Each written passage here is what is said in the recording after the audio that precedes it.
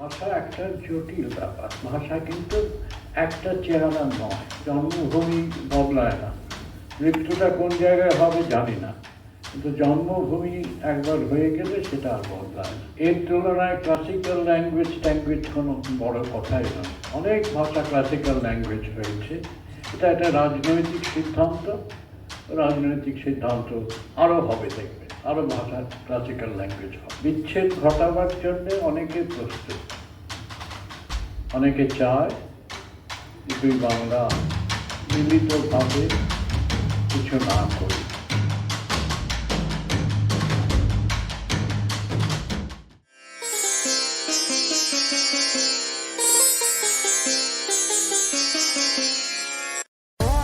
রক্তকরবী বাচিকাড্ডা productions পরিবারের সাথে যুক্ত থাকতে আমাদের চ্যানেলটি অবশ্যই সাবস্ক্রাইব করুন এবং সব রকম নোটিফিকেশন পেতে বেল আইকনটি প্রেস করুন।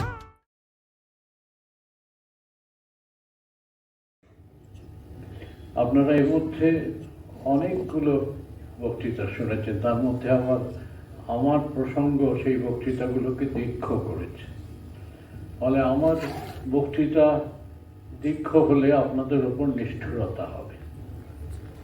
আমি একটা কথা বলি। দুই বাংলার মিলিত এইসব উদ্যোগ বাঙালির কাজকর্মের মধ্যে একটা ইতিবাচক দিক। বিচ্ছেদ ঘটাবার জন্য অনেকে প্রস্তুত, অনেকে চায় যে দুই বাংলা মিলিতভাবে কিছু না করুক। কিন্তু আমাদের তো 1000 বছরের বন্ধন, ভাষার বন্ধন, সংস্কৃতির বন্ধন। বাংলাদেশের প্রগতিশীল মানুষেরা সেটা স্বীকার করেই তারা নানা রকম সংগ্রাম করে আমাদের জন্যে সারা পৃথিবীর কাছ থেকে অজস্র গৌরব এনে দিয়েছে। ভাষার ভিত্তিতে একটা দেশের সৃষ্টি হয়েছে। একটা ভাষা আন্তর্জাতিক মাতৃভাষা দিবসের সঙ্গে যুক্ত হয়ে গেছে 21শে ফেব্রুয়ারি, যেটা পৃথিবীর আর কোনো ভাষা দাবি করতে পারে না। এর তুলনায় ক্লাসিক্যাল ল্যাঙ্গুয়েজ কোনো বড় কথাই নয়। অনেক ভাষা ক্লাসিক্যাল ল্যাঙ্গুয়েজ হয়েছে। এটা একটা রাজনৈতিক সিদ্ধান্ত আরও হবে, দেখবেন আরও ভাষা ক্লাসিক্যাল ল্যাঙ্গুয়েজ হবে। কিন্তু আন্তর্জাতিক মাতৃভাষার ভিত্তি যে ভাষা, সেটা আর কোনো ভাষা হতে পারে না। সে গৌরব আর কোনো ভাষার নেই। এই জন্যেই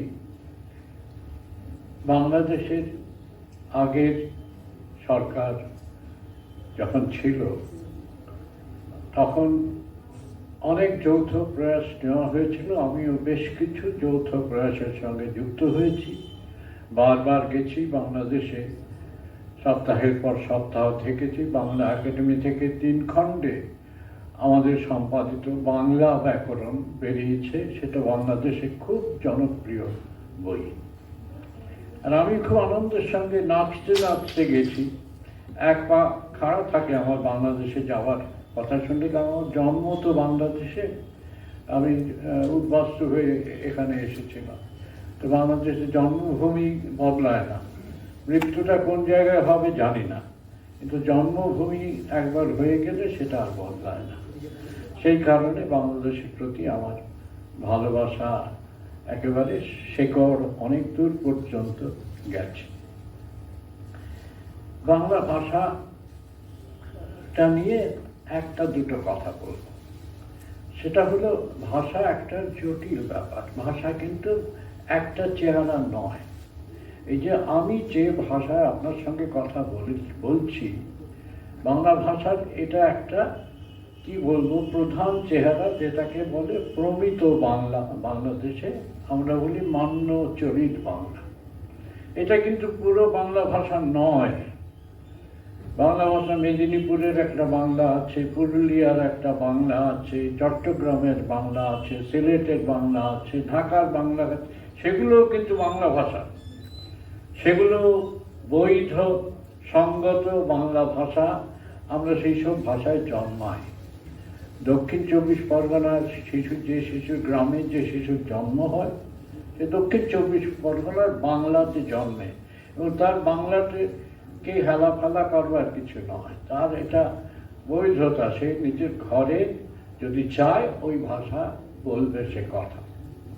কিন্তু যখন সে স্কুলে আসে, স্কুলে এলে তখন তাকে এই বাংলাটা শিখতে হয়, এই মান্য চলিত বাংলা, প্রমিত বাংলা, যেটা সাহিত্যের ভাষা, খবরের কাগজের ভাষা, রেডিওর ভাষা, টেলিভিশনের ভাষা, এইটা শিখতে হয়। কিন্তু এইটা পুরো বাংলা, এই ভুলটা যেন আমরা না করি। তবু এই বাংলাটাকে আমরা বাংলা ভাষা বলি। কেন বলি না, প্রধানভাবে আমরা এইটাকে ব্যবহার করি।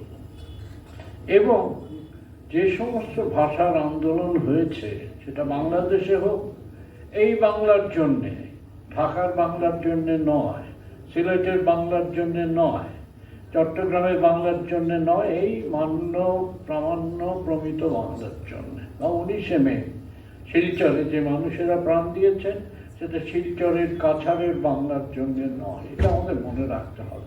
অর্থাৎ এই যে আমাদের বাংলা ভাষার প্রতীক হয়ে গেছে এই মান্য, দু জায়গায় একটু আলাদা আলাদা হবে, হতে বাধ্য। দুটো রাজধানী তো, ঢাকা একটা রাজধানী, কলকাতা একটা রাজধানী, তো দুটো আলাদা হবে। ওই যে বললো আধিকারিক এবং অধিকর্তা বা কিছু এরকম হবে। আমার মুখের প্রমিত বাংলাতেও আলাদা হবে। আমরা যেরকম বাংলা বলছি, ওরাও প্রায় এক বলেন, কিন্তু কখনো কখনো দেবে তুমি আমাকে একটা ফোন দিও, ওরা বলে। আমি যদি বলি ফোন করো, তুমি আমাকে একটা ফোন দিও। বা খাবারটা খুব সুস্বাদু, ওরা বলে খাবারটা খুব মজার খাবার। মজার খাবার বলতে আমাদের অন্য কিছু মানে হয়, ওরা বলে স্বাদ, খুব স্বাদ হয়েছে খাবারটা, মজার খাবার। এইরকম একটু একটু এদিক ওদিক হতেই পারে, সেটা কোনো ব্যাপারই নয়। কিন্তু মূলত আমরা সমস্ত বাঙালি এইটাকে প্রধান মান্য প্রমিত বাংলা হিসেবে মানি এবং এটাকেই ব্যবহার করি যখন পরস্পরের সঙ্গে দেখা হয়। এই ভাষাটাকে বাঁচিয়ে রাখতে হবে, সে কথা সকলেই বলেছেন। আমি শুধু বলি, এটা বলে শেষ করবো, যে আমরা তো সন্তানদের মা বাবার উদ্বেগটা আমি বুঝি, যে আমার সন্তান যেন থাকে দুধে ভাতে, এই স্বপ্নটা সকলের। তাহলে আমরা ধরে নিয়েছি যে ইংরেজি শিখলে ভালো চাকরি হবে, অর্থের উপার্জন হবে, উচ্চশিক্ষা হবে, বিদেশ যাবে, বিদেশে কাজ, এটা ঠিক আছে, ইংরেজি শেখাবো। কিন্তু নিজে ওই যে কথাটা বললো, যে নিজের ভাষাটাকে ভুলিয়ে দিয়ে নয়, শেখানো যায়। একটা শিক্ষা পরিকল্পনা করা যায়। আমি সেটা বাংলাদেশে প্রায় গত 5 বছর প্রত্যেকবার গেছি আন্তর্জাতিক মাতৃভাষা ইনস্টিটিউটে শিক্ষানীতি নিয়ে বলতে, 21শে ফেব্রুয়ারি 22শে ফেব্রুয়ারি। এবার হয়তো যাব না। তো সেখানে বলছি যে দুটো ভাষা, 3টে ভাষা কোনো ব্যাপার না, এটা শেখানো যায় স্কুলে। এমনকি মাতৃভাষায়, বাংলা ভাষায় যদি আমরা পুরো শিক্ষাটা নিই, তবু পাশাপাশি ইংরেজিটা খুব ভালো করে শিখতে পারি, যদি আমাদের সরকারের সেরকম একটা পরিকল্পনা থাকে। কোনো অসুবিধে নেই, এটা আমি লিখেওছি নানা ব্যাপার। তো সেইটা আমি বলি, অভিভাবকদের বলি যে আমি আপনাদের উদ্বেগ বুঝি, স্বপ্নের ব্যাপারটা বুঝি, নিশ্চয়ই ছেলেমেয়েরা ইংরেজি শিখবে, কিন্তু নিজের ভাষাটাকে ভুলিয়ে দিয়ে নয়। এইটা আমার ব্যাকুল প্রার্থনা। বয়স প্রায় শেষ হয়ে এসছে, জীবনের প্রান্তে উপস্থিত হয়েছি, এই কথাটা আমি ব্যাকুলভাবে বলে যেতে চাই। সবাই ভালো থাকুন, আপনাদের সকল সন্তানদের নিয়ে স্বপ্ন সফল হোক। ভালো থাকুন। দুই বাংলার মিলিত অস্তিত্ব সমৃদ্ধ থেকে সমৃদ্ধতর হোক। নমস্কার। বর্তমানে যেটা সবচেয়ে লজ্জাজনক ব্যাপার, যে আমাদের পরবর্তী প্রজন্ম তারা বাংলা বলতে পারছে না। একটি দিন পালন করার মধ্য দিয়ে শহীদদের তর্পণ করা যায় না। আমাদের পাশে, সামনে, পিছনে সর্বদা যেন শত্রুরা তরবারি নিয়ে, বন্দুকের নল নিয়ে দাঁড়িয়ে আছে।